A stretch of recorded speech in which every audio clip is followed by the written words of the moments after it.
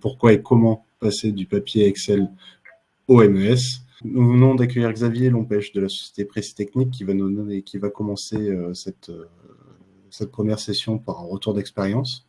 Juste après le secrétaire du club MES qui va vous expliquer quelles sont les missions du club MES aujourd'hui. Olivier Guillon, rédacteur en chef de la revue Production Maintenance, qui orchestrera une table ronde composée de Alain Richard chez FIVS, Marc-André Warin chez Valeo et de Xavier Lompèche qui aura donné son retour d'expérience chez Précitechnique. Bonjour à tous et à toutes. Florent Tonson, donc je suis secrétaire du club MES et dirigeant de la société EasyTech.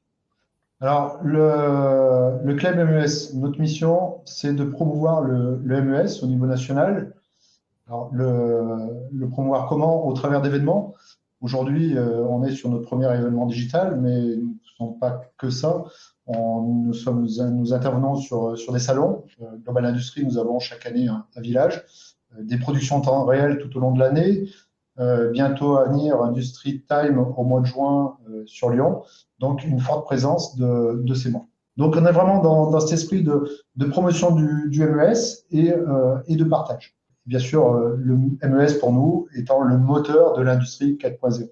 On va enchaîner avec le retour d'expérience de Xavier Lompèche chez Précitechnique pour une durée d'environ 30 minutes. Bonjour à tous. Alors, donc, Xavier Lompèche de la société Précitechnique. Du coup, je vais partager mon écran et puis je vais lancer la présentation pour notre retour d'expérience pour le MES chez Précitechnique. Donc, l'objet de la présentation, c'était vraiment de vous présenter pourquoi et comment passer du papier ou Excel au MES et de vous montrer un petit peu ce qu'on a fait chez Précitechnique sur le projet MES avant de répondre à cette question. Donc, je vais commencer par vous présenter Précitechnique, la société, ce qu'on fait. Ensuite, je vous parlerai des enjeux et des objectifs de notre déploiement. Et puis, avant de se lancer sur ce qu'on a pu faire avec quelques exemples concrets, je vous parlerai aussi de la première étape qu'on a eue, le choix de l'éditeur et au-delà du choix de l'éditeur, plutôt les critères qu'on a identifiés comme clés et importants pour choisir notre MES et donc ce qui nous paraissait important pour faire le bon choix. Et du coup, après, donc sous forme de petits exemples, je vous montrerai à la fois des choses qu'on a fait donc pour se passer du papier et aussi quelques éléments de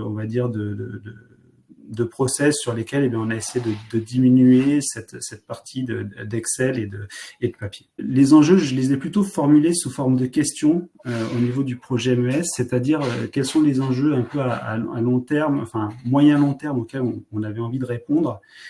Et la première question à laquelle on a voulu répondre, c'est se dire quels sont les outils digitaux qui vont permettre à l'ensemble de nos opérations, donc que ce soit la production, le planning, la maintenance, la qualité, etc., d'être plus efficaces dans leurs actions quotidiennes. Ce qu'on avait comme objectif derrière notre projet MES, c'était dans un premier temps de mesurer la performance des machines et donc de mieux identifier aussi les causes de non-performance des machines.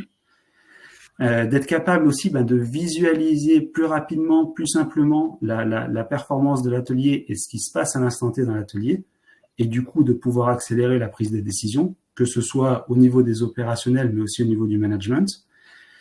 Un autre enjeu qui était important pour nous, et là c'est bien en lien avec cette présentation, c'était de se dire comment est-ce qu'on peut fournir de manière la plus efficace que possible la bonne information au bon endroit, au bon moment, à chacun des opérationnels. Et enfin, le dernier objectif aussi, toujours lié à cette présentation, c'est de se dire comment est-ce qu'on peut récolter les données de production de manière la plus automatique que ce soit. Et quand je dis données, c'est non seulement les volumes de production, mais aussi ce qu'on a dit juste avant, les causes de non-production et autres éléments. C'est-à-dire que si vous avez un super MES avec énormément de fonctionnalités très complet, qui va faire des choses très poussées, mais une ergonomie désastreuse, je pense que ça sera difficile d'aller au bout parce que vous allez perdre beaucoup de monde en route. Et au contraire, si vous avez quelque chose l'un n'empêche pas l'autre, mais je veux dire par là, si vous avez des bonnes fonctionnalités et en plus une ergonomie super, là vous allez aller vraiment très loin plus loin dans la prise en main du logiciel par l'ensemble des personnes. Ce qui est important, c'est, je pense, de le voir dans le temps et non pas comme un one-shot, quoi. Comment limiter le papier?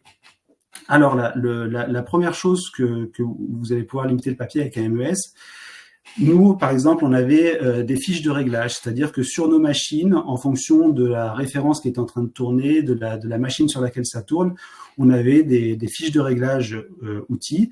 Et donc, ces fiches, eh bien, vous imaginez, il fallait non seulement avoir un dossier quelque part où elles étaient stockées, il fallait vérifier qu'elles soient bien à jour, qu'elles soient bien imprimées à chaque début de série.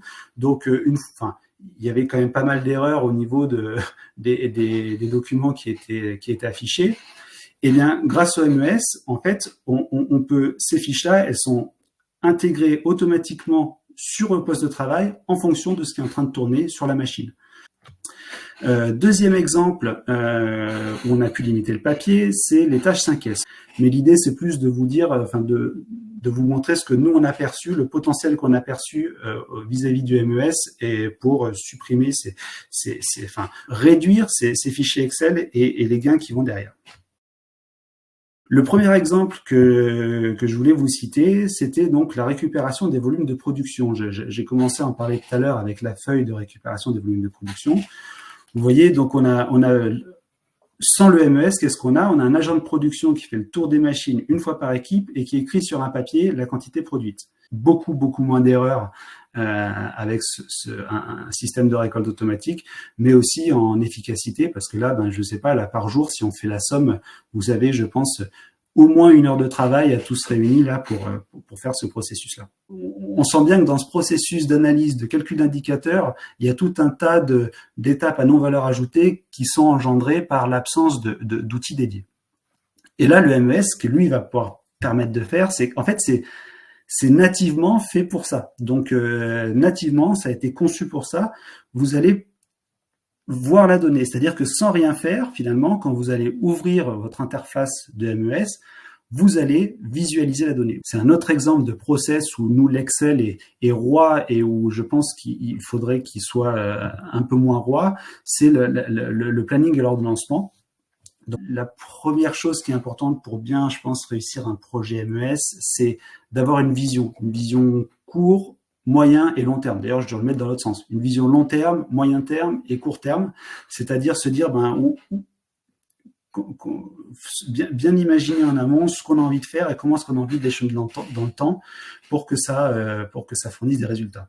Ce qui est aussi super important, ça peut paraître bête, mais c'est aussi, à un moment, c'est une question de volonté. C'est-à-dire qu'il faut avoir envie d'utiliser l'outil, il faut se donner les moyens de l'utiliser pour que quelque part vous voir les résultats les résultats positifs que ce genre de déploiement peuvent apporter dans un atelier industriel.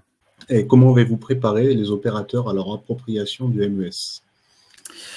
Ça s'est fait. Alors, je sais pas, il y a des tables rondes tout à l'heure où il y avait des sujets un peu détaillés sur ce sujet-là, mais c'est vrai que nous, ce qu'on a, l'idée, ça a été vraiment d'en parler un maximum dès le début, sans enjeu de capitalisation, mais en fait, on a pu faire un petit démonstrateur dans l'atelier où, quelque part, ça me permettait, moi, de discuter avec les opérateurs. Ah, t'as vu, ça ressemble à ça, qu'est-ce que t'en penses, etc., qu'est-ce que ça fait?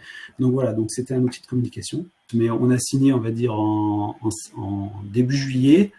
Il s'est passé un mois. En novembre, mi-novembre, on saisissait sur toutes les machines du périmètre, donc sur les 15 machines du périmètre, les arrêts et on suivait le TRS. À quoi est-ce que je veux que ressemble mon atelier? Alors, l'enjeu, c'est de faire quelque chose de smart un petit peu. Enfin, il faut pas partir sur un truc complètement délirant, mais se dire, par exemple, dans 5 ans, je couvrirai la production, la qualité, le planning